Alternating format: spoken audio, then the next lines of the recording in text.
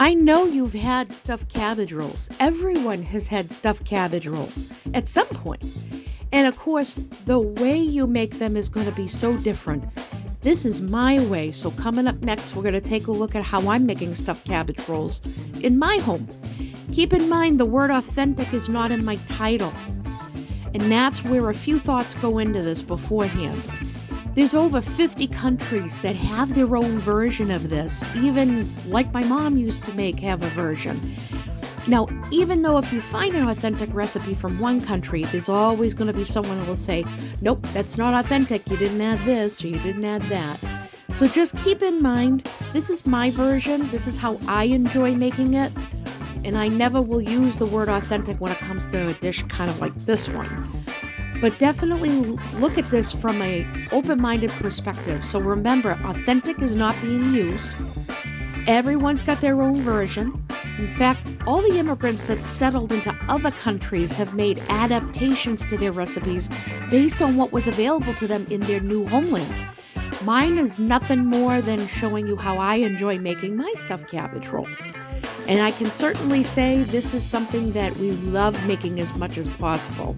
It's cheap eats, and you can get everything locally. No funky ingredients. We're just keeping it simple, folks. And as you can see with all these ingredients here, that's what we're going to focus on when it comes to making my stuffed cabbage rolls. I'm using a Romanian tactic with the head of cabbage where it's boiled with a little bit of red vinegar. I found that it makes the leaves more pliable. So if you love looking up information, here's a couple of resources available, all on the history of cabbage rolls. Lots of good reading here, if you like me. And certainly take a look and see how many different varieties are out there and the historical facts about them. So here we've got the filling ingredients. We're taking a look at, this version is for ground beef, but you can use any ground meat you want. Entirely up to you on the paprika. I like Hungarian paprika myself. And for my cabbage, we're going to boil it with red wine vinegar and water. I'll show that in another slide. These are optional items when it comes to the sauce. I like to use a chicken stock when it comes to a stuffed cabbage roll. Even if it's being made with beef, it gives different flavors and it's beautiful. But you can certainly look at this from the standpoint of you're going to take control on how far you like your salt and pepper. Entirely up to you, including the cumin. And this is just another way of making stuffed cabbage. So right away, we're going to want to par cook the rice. We mean partially cook. We don't want to cook it completely through because ultimately we still have to bake this product at the end. We want to make sure that by par cooking, we can finish it evenly once we put everything together and put it in the oven. Now, for prepping the cabbage, we're going to remove the core, put it into a pot with red wine vinegar, add the water, and you're going to boil it for about 20 minutes. That vinegar is going to help make more pliability happen with the leaves of the cabbage. It really makes a big difference here. Now into a separate pot, we're going to work on the mixture that gets added to the rice. I'm here stewing the ground beef, some of the vegetables, some of the herbs, and I want to gently cook this. I don't want it to overcook because I'm not a fan of having bristly bits. And definitely trust your palate here. Once you've cooked the beef about 80% of the way, hit it with your spices and trust your palate. I put in a baseline in the recipe so you can actually work on that on your own and then taste test it to your own liking. And now we're at the point we're going to add our beef mixture to the rice. Now remember, when we add ingredients together, ultimately you do have to taste test again. Here we have rice that's been par cooked, but there's no seasoning in the rice. So we're going to throw off the balance of spices here. So mix some of that beef mixture into your rice, and you want to make sure all the chunks of rice that might have formed, you want to break them up in the mixing process. And we're just going to stir gradually. Put some of the beef mixture in, stir again. And while you're doing this, make sure you do taste test to determine if you have to add more seasonings. This is you could go ahead and just end it all and mix it all at once. But for me, I'm dealing with a very big, bulky recipe here. So I want to make sure I get everything mixed as evenly as possible. And by the way, the facial is amazing. I have to look at this as a very cost-effective dish, and I don't have to pay for a facial. It's always funny. My husband will come over and he'll take a sniff of this over my shoulder, and he'll be like, "Oh, I feel moisturized." He's such a nerd. I love it. But you knew very well that this was something we were looking forward to. And with Mother Nature being such a wicked pessimist, we're about to get some storms here soon. So a dish like this really does hit the spot when it's wicked cold outside. So we've added a little bit more salt and pepper, and that's simply because we've thrown the balance off, and that's okay. It's always easy to add a little bit more. And I'm looking here, we've got a little Hungarian paprika. That's going to give a nice roasty, toasty, smoky kind of flavor, and a little bit of warmth to this. Some folks may only have the regular sweet paprika. Just be mindful that it will change the flavor profile of this. But use whatever you have on hand. You don't have to go out and buy the Hungarian paprika solely because it's been written down. Use what you got on hand. That's the best part about this dish. You're using what you have, and that's ultimately the goal you want to do. Now, as you can see here, we've mixed the dry spices. It's starting to look a little dry, and that's okay because we still have the rest of the base from the beef sauce. Now, we're going to work on the sauce. I personally like to make the sauce for this, and it does use some simple ingredients again. So tomatoes, I've got some onions, scallions, shallots, garlic. And ultimately, we're going to use some spices that we want to bloom. We're going to use a little bit of olive oil. I'm going to hit that olive oil with a little bit of butter because I want to control how far the heat goes because I don't want to burn my spices. So we've already hit this with some of the black pepper. We're going to hit it with some cumin seeds. Just use the baseline to start because this can be kind of like, it can be physically assaulting, to be very honest. But I went with like a pinch and a half, give or take. Just use the baseline that I'm recommending. It's a great way to try new flavors in dishes, but this will certainly add a whole different layer to a tomato sauce. It's actually a very comforting flavor. So we're going to put a knob of butter in there, about a tablespoon and a half, give or take. And this is actually, the blooming process is very simple, easy to do. A lot of other countries use this process, especially countries like India. They want to bring back to life these dried spices.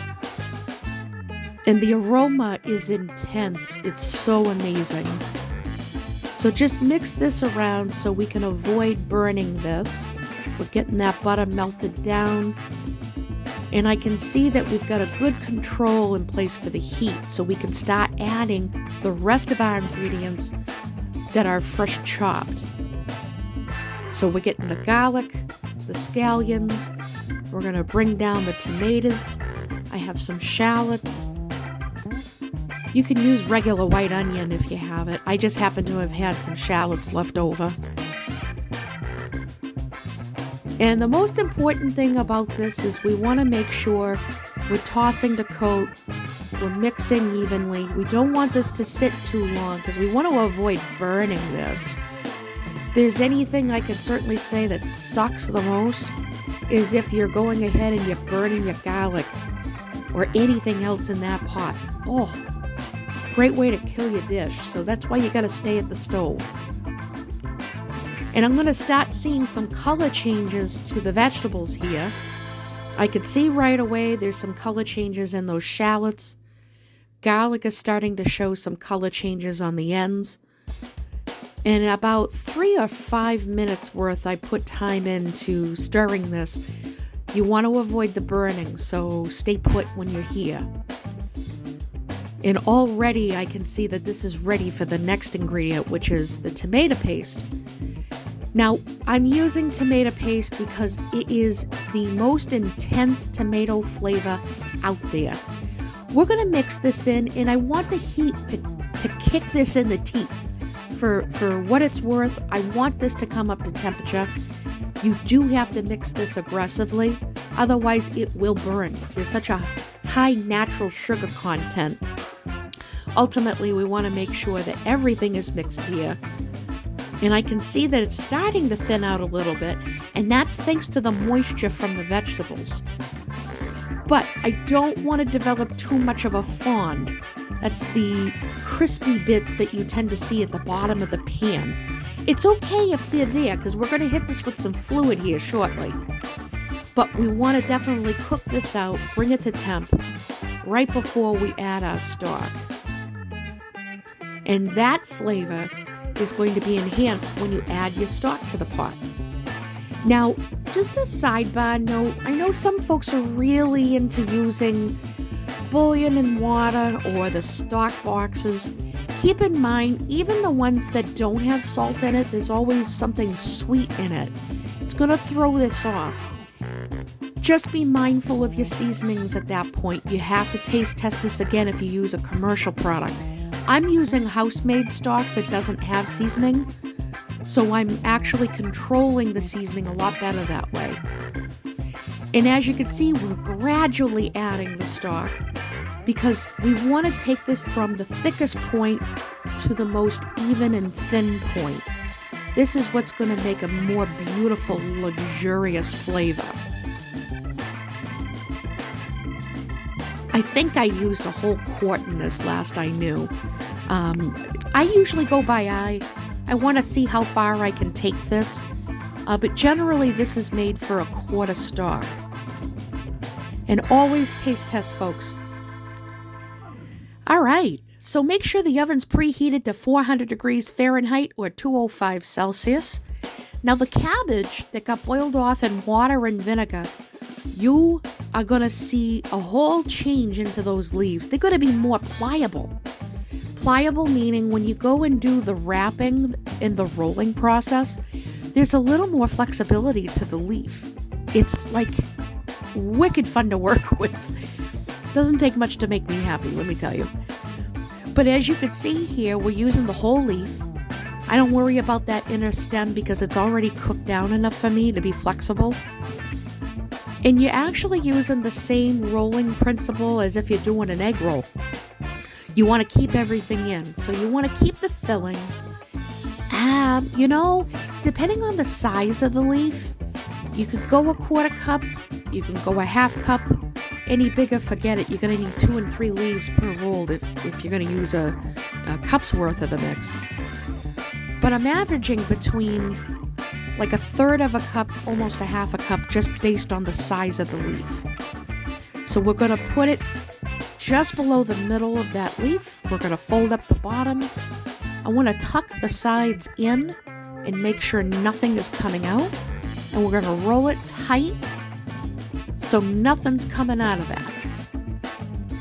Not even the sides at that point. Look how nice that came out. Now, once you have filled all the leaves, line your pan with the garden tomato sauce, and then you're going to start stacking your rolls up against each other. You can either make it nice and tight or get a bigger pan and just, have them separated. I personally like them together myself. And then I love the fact that sometimes you get some nice crispy bits of the lettuce at the top because it's not all going to be immersed in the sauce. That's something I like to keep a little bit of control on because sometimes crispy bits are beautiful and they're delicious. So right away we've got this pan filled. I only had one left over, so I'm just going to put it on the top. And we got them all lined up. These suckers are not going anywhere. And the nice part is, because they're wrapped tightly, that's going to stay secure even during the cooking process. So with that beautiful sauce we made earlier, we're going to ladle some of this on top. We're not going to pour the whole thing on it. We just want enough to dress it. You can pour some of that on and smear it all over, or just lightly dress the whole pan. You don't want it swimming, that's for sure. This is probably one of my most favorite dishes to make. So we're going to bake it for about 20 to 30 minutes, give or take. You want to ultimately bring everything up to temperature in that time frame, and it's going to cook the rest of the rice for you. And look how gorgeous this came out. 2 typically is a great meal, 4 if you're my husband. And they freeze well for future meals, guys. Hope you try this. Thanks for watching. Have a good one.